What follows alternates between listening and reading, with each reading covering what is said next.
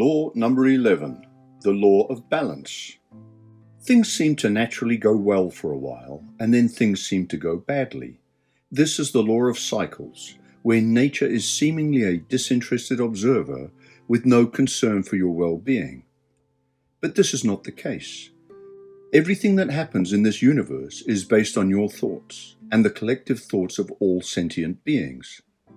If this is true, then you can affect the law of balance. Learn to appreciate the ups. Learn to accept the downs. Nothing is all good or all bad, so there is always something good in every situation. Find the good in any situation, and acceptance will soon follow, especially if you also find gratitude for the good. Any appreciation will increase the frequency and duration of the ups. Acceptance of the downs will reduce their frequency and duration. A lesson will keep returning until you have learnt the lesson. The grand plan. We all expect instant gratification. It has almost become part of our automatic programming. Sometimes a desired outcome only manifests much later, and in other cases it never manifests at all. Let's say, for instance, you desire the highest possible outcome for you. Let's choose a venture that is meaningful and that earns a plentiful income. You are then surprised and disappointed when this venture fails, and the one after that. Finally, perhaps many years later, you launch a venture which succeeds and fills you with happiness. The 2 or more previous failures were required to help you understand what you do like and what you don't like. One venture may have been profitable but not meaningful, and perhaps the other venture is meaningful but not profitable. Hopefully, the resulting successful venture gives you the sense of purpose you require, while at the same time earns the income you are hoping for. Have patience, have belief, and trust in the path that you are on. After all, you created the path, and you chose the route. Trust in yourself, absorb the feedback from each thought, action, and venture, and adjust the wind in your sails.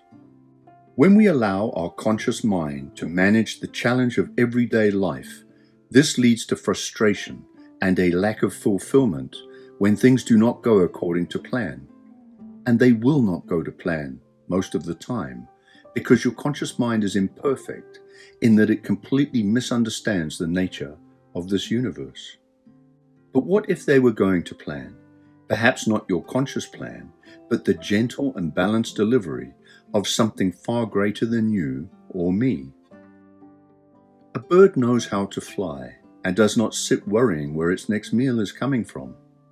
A bird, like all animals, follows an internal program of trusting the source, knowing it will survive and thrive. This is trust, faith in the source, and a connection to the subconscious. As humans, we have separated ourselves from the natural world through conscious thinking, as opposed to subconscious automatic action. Our conscious mind is programmed through thousands of years of fear-based education, religion, culture, and customs. Our whole entity is programmed through the fear and greed techniques. Yet our subconscious is a sacred connection to the source and enables allowing, patience, understanding, confidence, love. Perhaps it's time to allow your subconscious to direct your life. A sports team learns more lessons when they lose than when they win. Let's look at 2 people types. Type 1 is somebody who expects immediate results and gets frustrated or even gives up when they do not win, when things do not go right. Type 2 is someone who processes any defeat, any setback, and uses it as a teaching tool. What went wrong? Why did it go wrong? What can I do better? What did I learn? Which do you think will be more fulfilled? Both types are on a long journey which we call life. Type 1 gives up easily and goes home when things do not go their way. Type 2 grows consciously and endeavors to try again, or to try something different. We would all like to think that we are type 2. New Age thinking has suggested that this is the person to be. But I want you to consider type 3.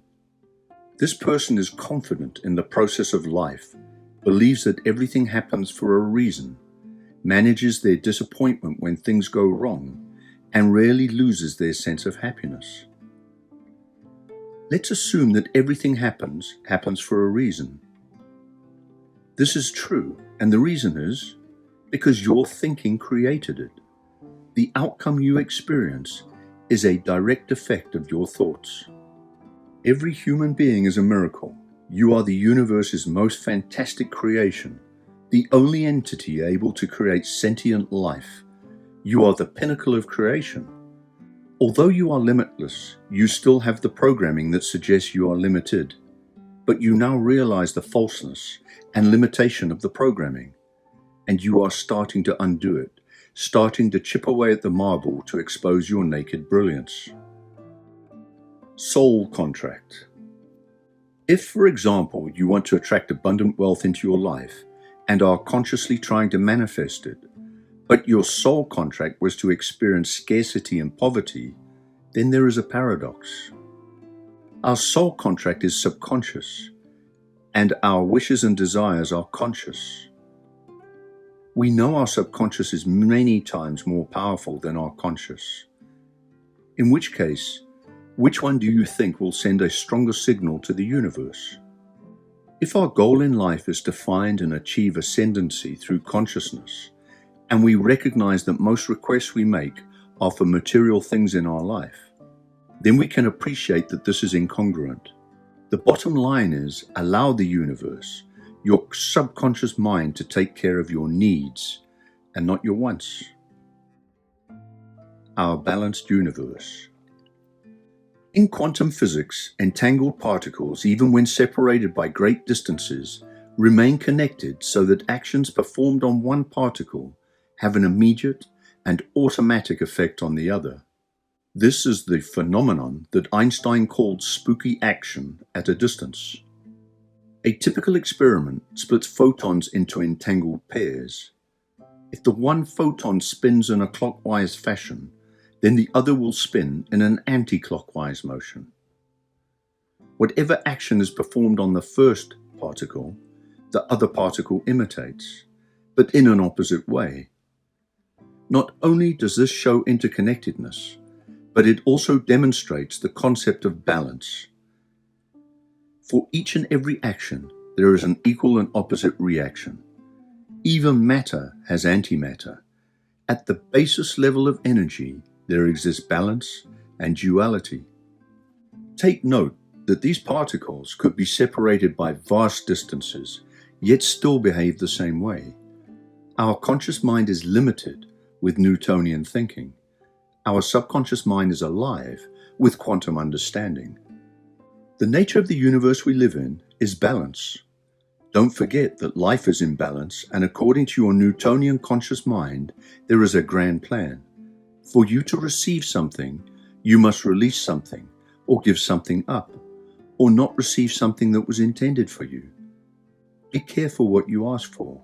Remain in integrity, and always be grateful for what you have. Remember that your source knows what you need, and you muddy the waters by consciously asking for what you humanly desire. What you focus on is what you attract.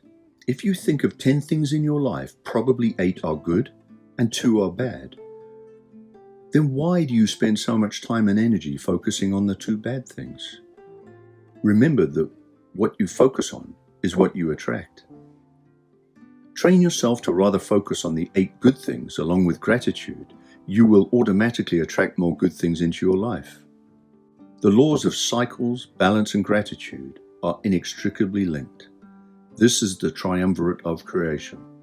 Everything in our universe is in balance. Given the frequency and wave-based nature of our universe, you cannot have the highs without the corresponding lows.